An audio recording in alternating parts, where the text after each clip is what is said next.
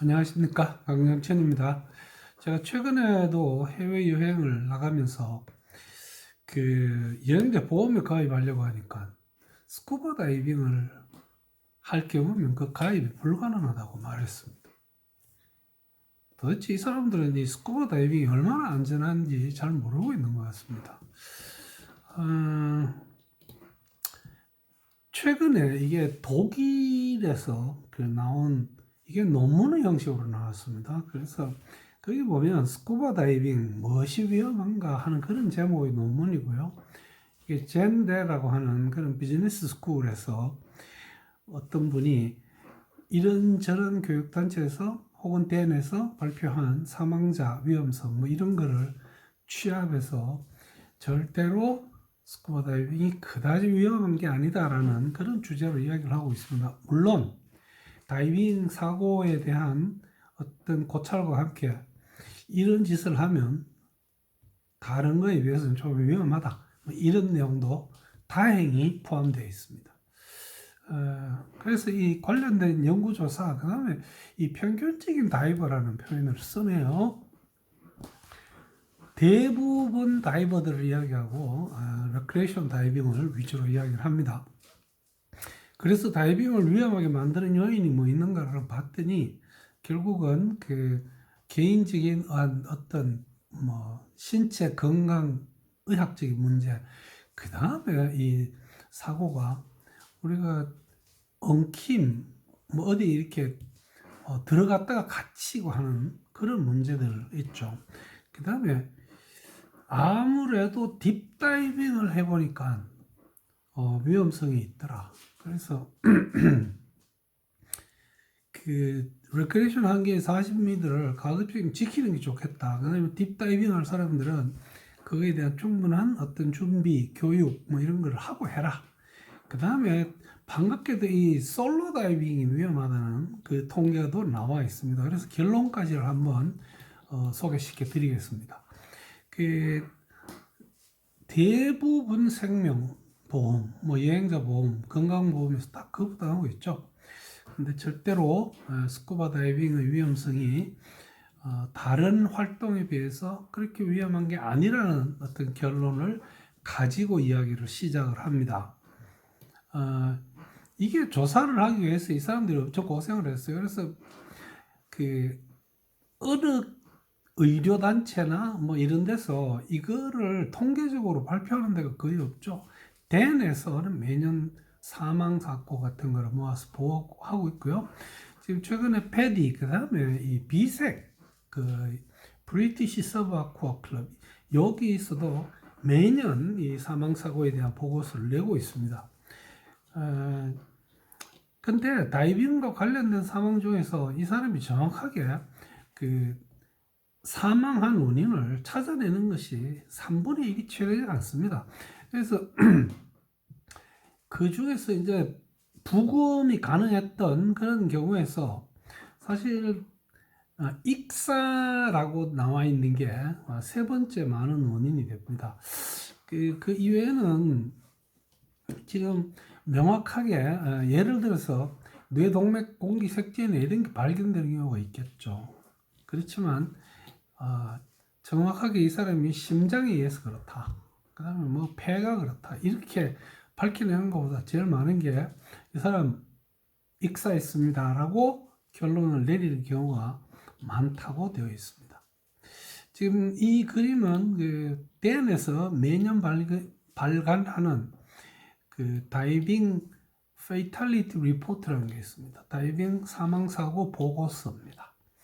여러분 이거 덴에 신청하면 이메일로 이렇게 보내줍니다. 일단 덴 보험에 가입은 해야 됩니다. 우리가 평균적인 다이버라는 표현을 씁니다. 그래서 이거는 우리가 대부분 레크레이션 다이버를 이야기하고요. 펀 다이버 이런 부류에 속하는 사람들이고 이 사람들에 대해서 조사를 해보니까 10만 번 다이빙을 했을 때 0.5에서 1.2의 사망이 보고되었다. 이렇게 되어 있습니다. 그래서 이거는 다른 레드 스포츠 활동에 비해서는 전혀 혹은 확연하게 높은 그런 사망률은 아닙니다. 이 테이블을 잠깐 보겠습니다. 그 베이스 점핑이라는 게 지금 보니까 제일 위험한 걸로 되어 있네요. 이 베이스 BASE는 빌딩, 그 다음에 안테나, S는 스팬, 이 교량입니다. 그 다음에 E는 earth, 절벽입니다. 여기서 그 낙하산 메고 뛰어내리는 그런 짓이죠. 이거 사실 굉장히 위험합니다. 이 사망률인데요. 2300번 뛸 때 한 명이 죽습니다. 이거 여러분 하지 마십시오. 그 다음에 카이트 서핑이라는 거 있죠. 연 같은 데 매달려서 서핑하는 거죠. 16,000명 중에 한 사람이 사망합니다. 미안합니다. 16,000명이 아니고요. 16,666시간 동안 했는데 그 중에 3명이 죽었다는 겁니다. Closed Circuit Rebreather가 이게 굉장히 높습니다. 18,000명, 18,000번 다이빙을 했을 때 한 사람이 사망합니다. 세계적으로 이것은 우리 일반적인 다이빙 사고에서 굉장히 높은 수치죠. 스카이 다이빙은 스쿠버 다이빙하고 비슷합니다. 그래서 스카이 다이빙은 상당히 비교적 안전한 걸로 되어 있습니다. 그러나 스쿠버 다이빙은 스카이 다이빙보다 안전합니다. 어느 정도 안전하냐? 2만 번 다이빙 했을 때 한 사람이 사망하는 걸로 되어 있습니다. 미안합니다. 20만 번 다이빙 할 때 한 명이 사망을 합니다. 이거 보면 스카이 다이빙은 스쿠버보다 훨씬 위험하죠. 록 클라이밍도 되게 안전하고요. 비행기 사고는요, 이게 1억 2,500명이 비행기 탔을 때 한 사람이 사망하는 걸로 되어 있습니다. 근데 실제로 이제 거의 사고를 하지 않다가 한 번 사고를 하면 여러 명이 죽으니까 이런 수치가 나오는데, 비행 여행하는 거 절대로 두려워할 이유가 없습니다. 자전거 타는 것보다 더 안전하고요. 말 타는 것보다도 훨씬 안전합니다. 이 말 타는 것도 17만 5천 번 탔을 때요, 한 사람이 사망하는 걸로 되어 있습니다. 저는 제가 아주 사랑하고 존경하는 윤영한 강사가 말 잘 타고 돌아와서 말에서 내리기 직전에 말에서 툭 떨어지는 걸 봤습니다. 깜짝 놀랐습니다. 이것이 지금 그 모든 통계를 모아서 나와 있는 수치입니다. 그런가 하면요, 이 다이빙 사고 중에서 사망에 이르는 경우, 이게 어느 게 제일 많으냐? 결국은 메디컬 이슈입니다. 우리 질병, 건강 이런 거하고 관계되는 게 제일 많고요. 그 다음 많은 게 제어호흡기입니다. 그 다음에 장비 관련돼서 일어나는 일, 공기 고갈되는 거하고 비슷하네요.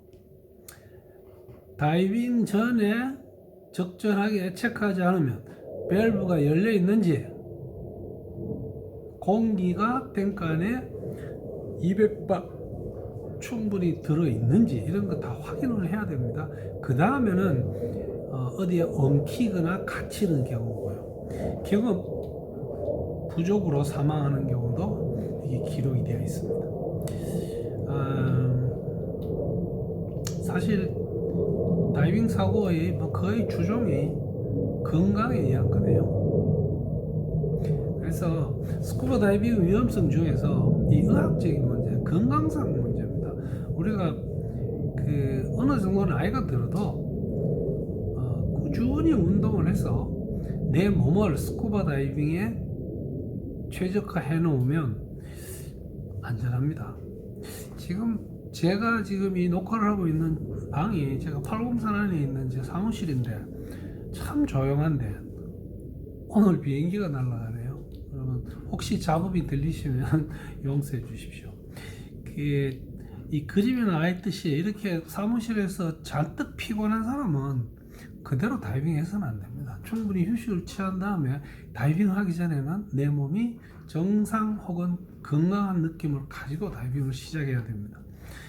다이빙하고 나면 풀리겠지 하시면 큰일 납니다.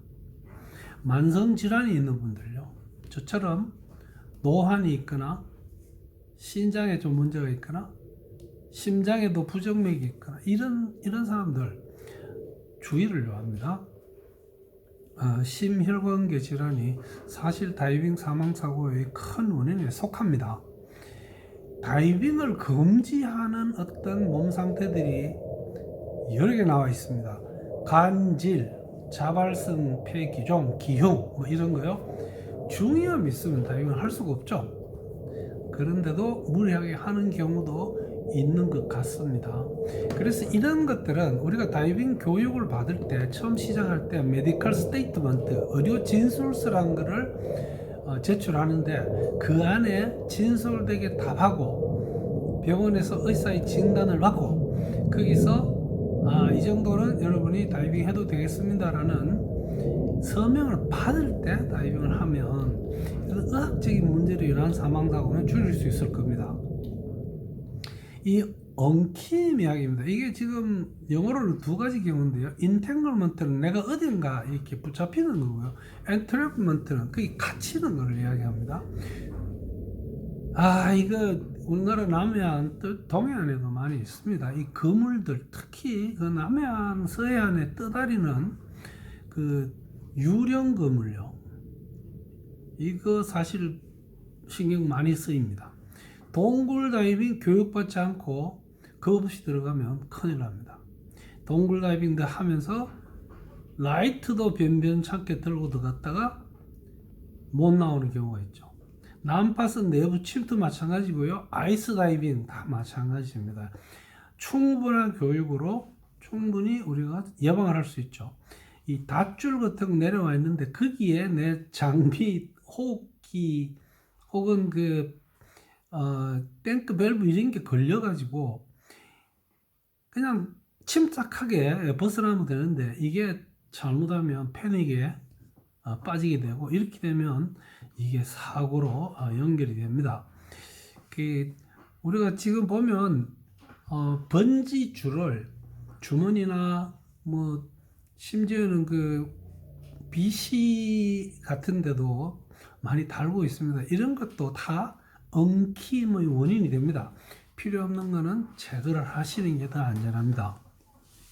그러나 이런 위험성은 충분한 교육, 장비 점검, 그 다음에 이런 사고를 당했을 때 우리가 반드시 소지하고 있어야 되는 장비들, 칼, 가위 꼭 가지고 다니셔야 됩니다.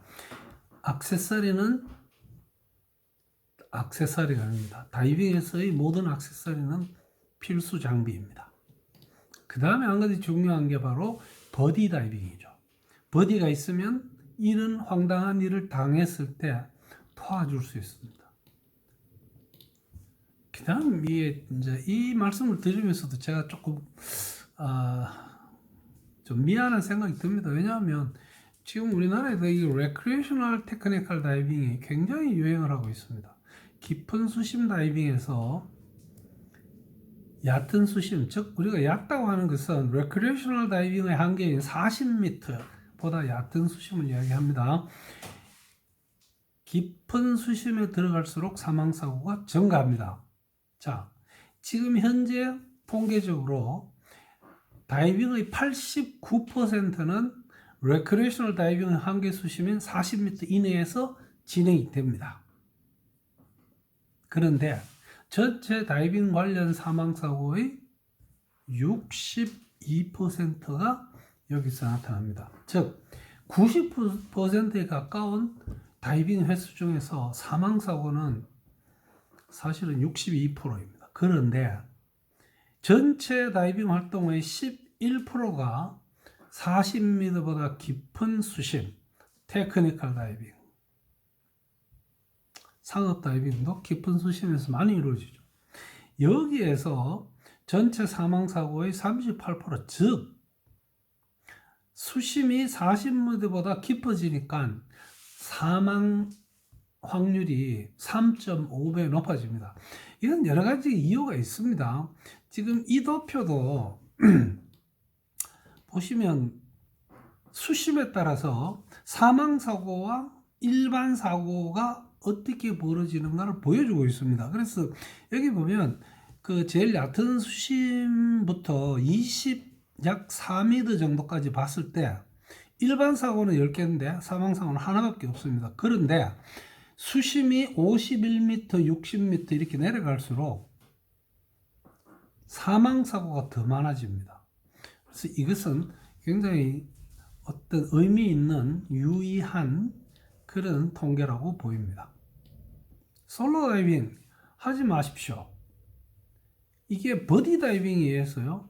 버디 다이빙에 비해서 솔로 다이빙 했을 때 사망 사고가 10배나 많습니다. 도와줄 사람이 없으면 이렇게 되는 거죠. 문제는 아직도 이 솔로 다이빙이라고 하는 뭐 여러 가지 이름을 가지고 있는데요. 뭐 독립적 다이빙, 이런 어떤 인정증을 발급하는 교육단체가 사실은 뭐 메이저 단체 다 있습니다. 사람들이 정신 못 차린 것 같아요. 중요한 것은 우리가 리버보드 같은 거 탔을 때 간혹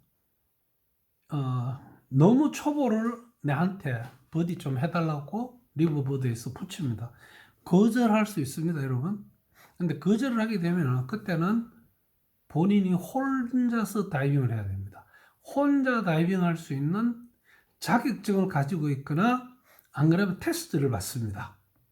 몇백 미터를 수영을 시키든지 뭐 탱크를 메고 또 뭐 이렇게 여러 가지 테스트를 한 다음에 뭐 혼자 하려면 하십시오. 그러나 당신은 이 모든 어떤 그 뒤끝을 당신이 책임져야 됩니다는 서로에 서명하고 솔로 다이빙을 합니다. 그러나 솔로 다이빙을 한다고 해서 약 20명의 단체가 다이빙을 하는데 내 혼자 떨어져서 하는 게 아닙니다.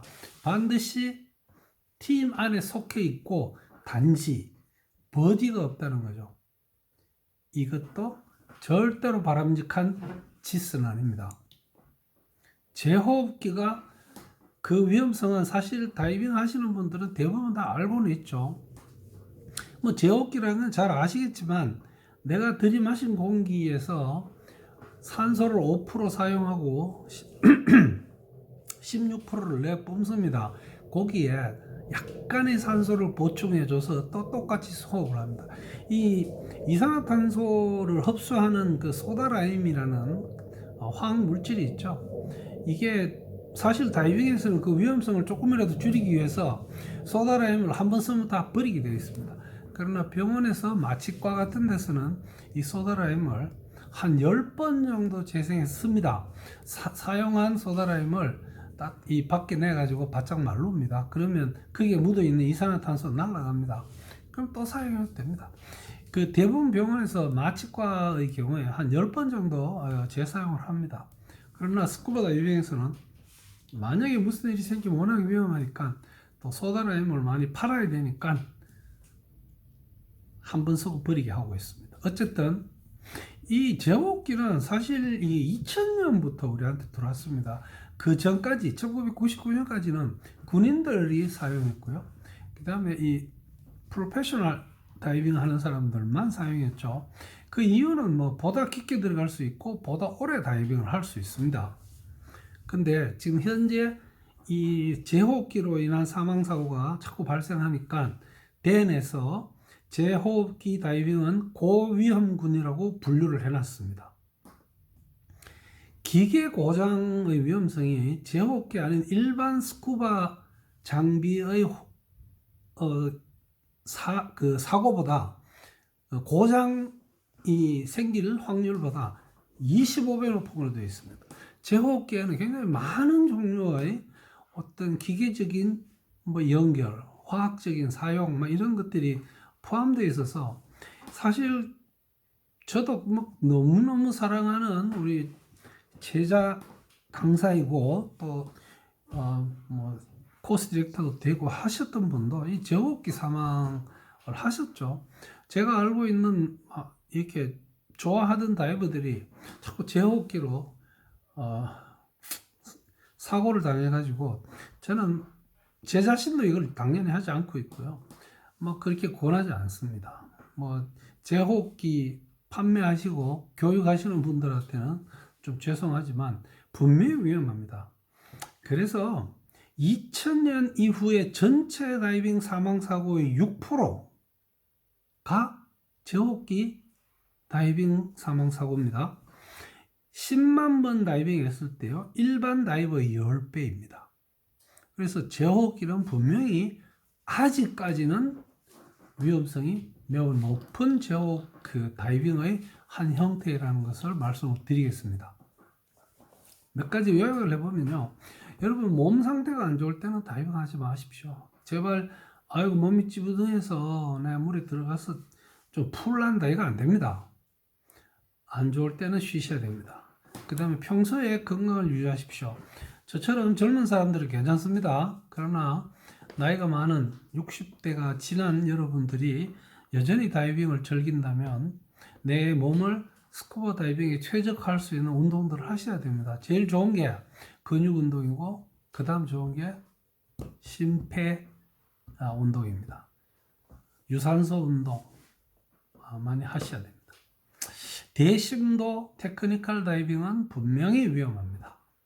그래서 그것을 교육받거나 실행하실 때 충분히 교육받고 충분히 얕은 수심에서 연습을 하고 깊은 수심의 다이빙을 하시기 바랍니다. 솔로 다이빙 제발 하지 마십시오. 제호흡기도 여러분들 충분히 교육받아야 되고, 장비를 충분히 점검하시고, 그 다음에 꼭 하셔야 된다면 좀 여러 가지를 감안해서 다이빙을 진행하시기 바랍니다. 지금 이 그림에 있는 이것은 실제 이 그림일까요? 이게 뭐 장난으로 찍은 거 아닐까요? 탱크가 몇 개고? 하나, 둘, 셋, 넷, 다섯, 여섯, 일곱, 여덟 개. 예. 그래서 오늘 그 스쿠버 다이빙의 위험성이라는 제목으로 나와 있는 논문을 여러분들한테 소개시켜 드렸습니다. 그래서 결론적으로 다이빙이 가지고 있는 어떤 위험성이 절대로 다른 큰 레저 활동들 혹은 익스트림 스포츠에 속하는 운동 중에서는 굉장히 안전하다는 것을 여러분들한테 말씀드리고, 그 안전함 속에서도 어떤 게 위험한지 여러분들이 인식을 할 수 있는 기회가 됐으면 하는 욕심으로 이 영상을 만듭니다. 여러분 시청해 주셔서 대단히 고맙습니다.